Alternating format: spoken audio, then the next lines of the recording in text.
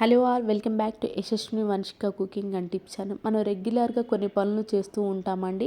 ఆ కొన్ని చిన్న చిన్న పనులు అయినప్పుడు కొన్నిసార్లు మనకి విసుగు వచ్చేస్తూ ఉంటుంది. అలాంటి పనులు సులువుగా ఎలా చేసుకోవాలి అటువంటి సూపర్ యూస్ఫుల్ టిప్ అయితే వచ్చేసానండి. స్కిప్ చేయకుండా చూడడానికి ట్రై చేయండి. యూస్ఫుల్గా అనిపిస్తే మాత్రం ఒక లైక్ అయితే ఇచ్చేసేయండి. ఫస్ట్ టిప్ని అయితే చూసేద్దామండి. టిష్యూ రోలర్ ఉంటుంది కదండి, టిష్యూ రోలర్ టిష్యూస్ అన్ని అయిపోయాక మనం అనవసరం అని చెప్పేసి పడేస్తూ ఉంటాం కదండి.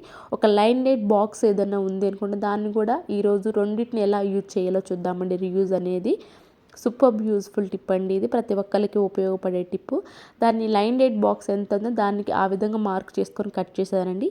ఇది ఫోమ్ షీట్ ఏంటంటే షర్ట్స్లో వస్తూ ఉంటుంది కదా, జెంట్స్ షర్ట్స్లో ఈ ఫోమ్ షీట్ కూడా ఉంచేసుకొని ఈ విధంగా మనకి రోలర్ ఎంత అయితే ఉందో దాని విధంగా కట్ చేసుకొని ప్లాస్టర్ అయితే వేసేసానండి. నానో టేప్ అయితే వేసేసాను. దాని ప్రకారం లోపల పెట్టేసుకున్న తర్వాత మనకి వాచెస్ చాలా అయితే ఉంటూనే ఉంటాయి. పిల్లలు పెద్దలు ప్రతి ఒక్కరు వాచెస్ అయితే వాడుతూ ఉంటారు కదా. అయితే 4-5 ఉన్నాయి అనుకోండి, అవి అక్కడ పక్కన పడేస్తూ ఉంటాం. దుమ్ము ఎక్కువ పడిపోతూ ఉంటుంది, అవసరానికి కనిపించదు కూడా.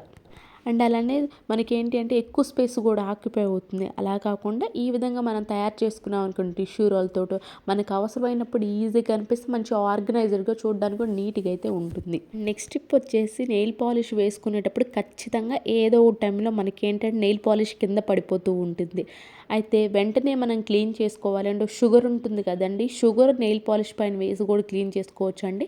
అయితే కొంతమందికి ఏంటి ఆ కొంచెం షుగర్ కూడా వేస్ట్ కావడం ఇష్టం లేదు అన్న వాళ్ళు ఎవరన్నా ఉన్నారా అనుకుంటే మాత్రం దీనిపైన మన పర్ఫ్యూమ్ ఉంటుంది కదండి, బాడీ డియోడరెంట్ ఏదైనా పర్లేదు కానివ్వండి, చాలా జస్ట్ కొంచెం అంటే కొంచెం స్ప్రే చేసేసేసి ఆ తర్వాత టిష్యూ పేపర్తో కనుక క్లీన్ చేసుకున్నామే అనుకోండి, నెయిల్ పాలిష్ అనేది చాలా నీట్గా అయితే క్లీన్ అయిపోతుంది. టైల్స్ మీద పడింది అన్న మార్కు కూడా లేకుండా నీట్ అయిపోతుంది. చూపిస్తున్నాను చూడండి, ఇక్కడ కొంచెం కూడా లేకుండా అయితే ఉంటుంది. ఐ హోప్ ఈ టిప్ కూడా నచ్చిందని అనుకుంటున్నాను. అండ్ నెక్స్ట్ టిప్ వచ్చేసి టూత్ పేస్ట్ అయిపోయిన తర్వాత మనం ఏం చేస్తామండి, అనవసరం అని చెప్పేసి పడేస్తూ ఉంటాం కదా.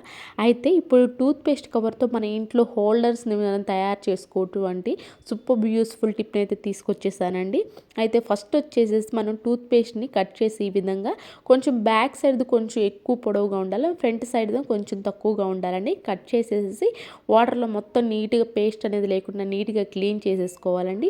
అయితే ఈ వాటర్ను కూడా పడేయాల్సిన అవసరం లేదండి. ఈ వాటర్ తోటి మన గ్యాస్ స్టవ్ని కానివ్వండి, లేదు అంటారు ఫ్రిడ్జ్ని కానీ క్లీన్ చేసుకున్నామనుకోండి, నీట్గా క్లీన్ అయిపోతాయి అండి. కోలింతో అవసరం లేకుండా అండ్ అలానే మంచి వాసన కూడా వస్తూ ఉంటుందండి. ఈ విధంగా క్లీన్ చేసుకున్న తర్వాత పేస్ట్ని తడి అనేది లేకుండా తుడిచేసుకోండి. ఫస్ట్ అడుగు పార్ట్ని అయితే తీసేసుకున్నాను. చాలా జాగ్రత్తగా అటు సైడు ఇటు సైడ్ ఈ విధంగా అయితే కొంచెం చిన్నగా అయితే కట్ చేసుకున్నానండి. ఆ తర్వాత మనకి మామూలు స్ట్రైట్గా కాకుండా కొంచెం వంపు వచ్చేలాగా బ్యాక్ సైడ్ దాన్ని కూడా కొంచెం వంపు వచ్చేలాగా ఈ విధంగా కొంచెం కర్వ్ ఉండేటట్లు కట్ చేసుకోవాలండి. ఈ విధంగా కట్ చేసుకున్నాను చూసారా, ఆ విధంగా కట్ చేసుకున్న తర్వాత పైన కూడా అండి, పైన కొంచెం కర్వ్ వచ్చేలా కొంచెం మొత్తం కాకుండా కొంచెం అయితే కట్ చేసేసుకోండి.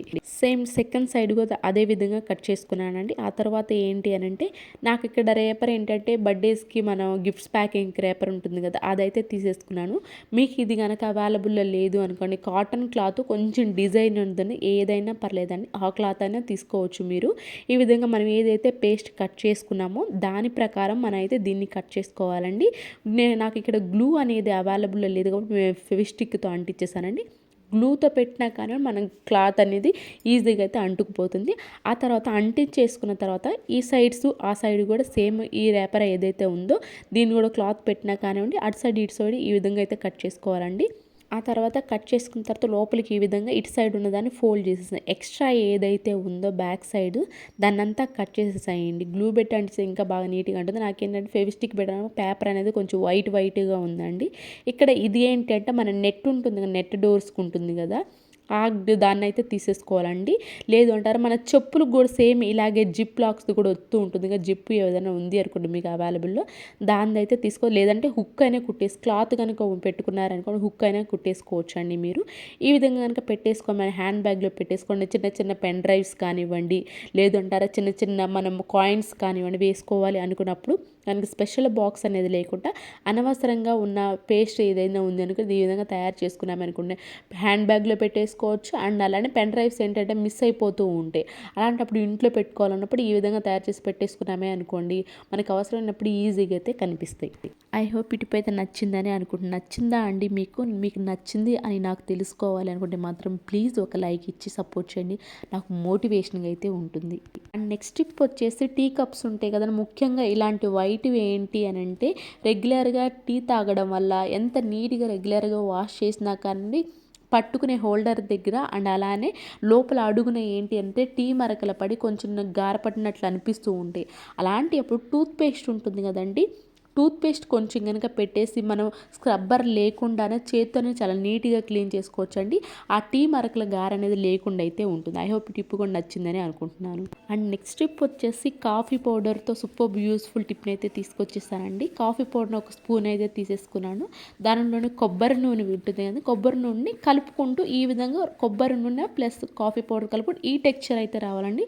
అప్పటి వరకు కొబ్బరి నూనె కొంచెం కొంచెం వేసుకుంటూ బాగా కలిపేసేసుకోవాలి. దేనికి ఉపయోగిస్తాం అనుకుంటున్నారా?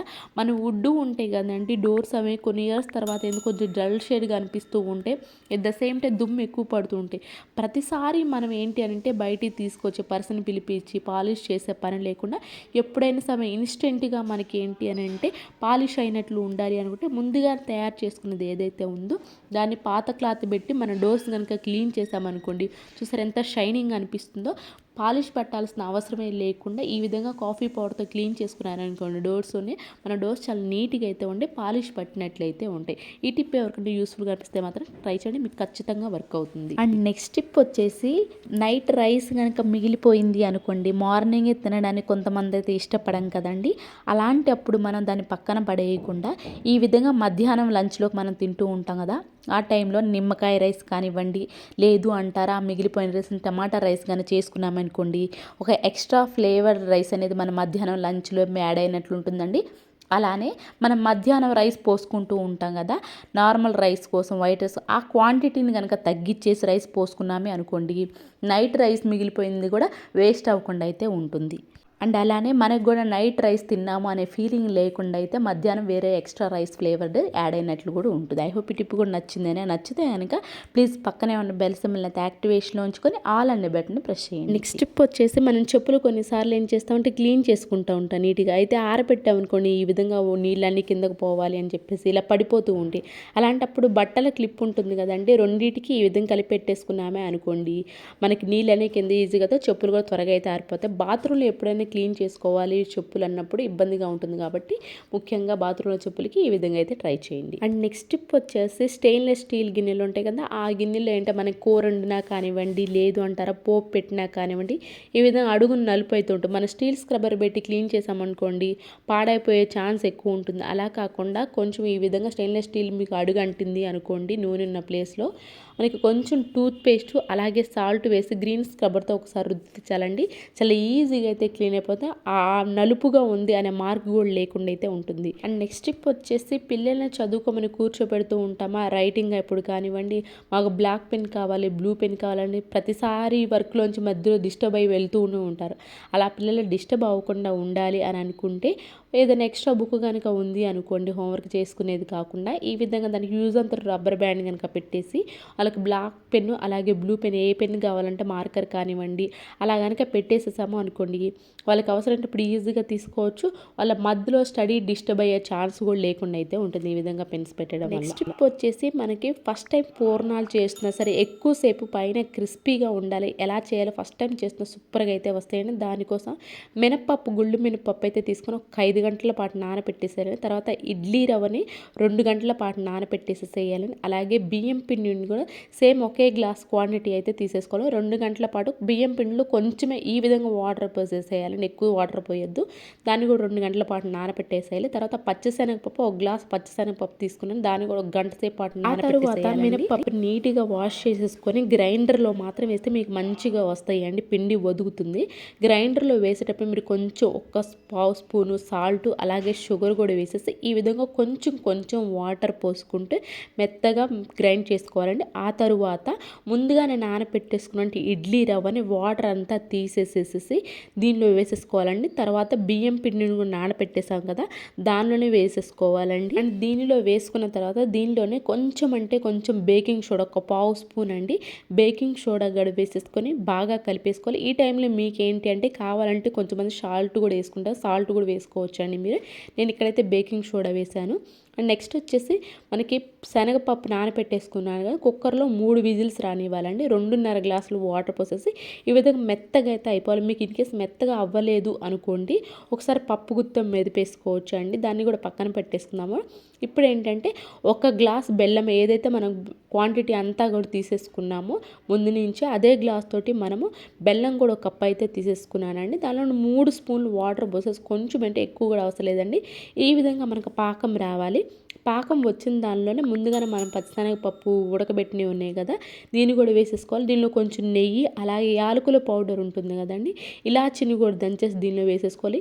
చూడండి మాకు ఎలా రావాలి అని అంటే, మనకి ఉడికింది దీన్ని బెల్లం పాకంలో మొత్తం కలిసిపోయింది ఎలా తెలియాలి అని అనుకుంటే మాత్రం మనకి అడుగును చూడండి, మనకి ప్యాన్కి అనేది అంటకుండా సపరేట్గా వచ్చేస్తుంది. అలా అయితేనే మనకి లేదంటే ముద్దలో ఒకసారి ట్రై చేయండి మీరు. ఈ రెండిట్లో ఏదైనా ప్రాసెస్ మీకు తెలియపోయినా ఈ రెండు ఒకసారి ట్రై చేసుకున్నారంటే మనకి ముద్దకి ఈజీగా అయితే వచ్చేస్తుందండి. ఆ తర్వాత నేను కొంచెం ఒక 2-3 మినిట్స్ చల్లారనివ్వండి, చేతితో పట్టుకునేంత చల్లారిన తర్వాత ఈ విధంగా ముద్దలు అయితే చేసేసుకోండి.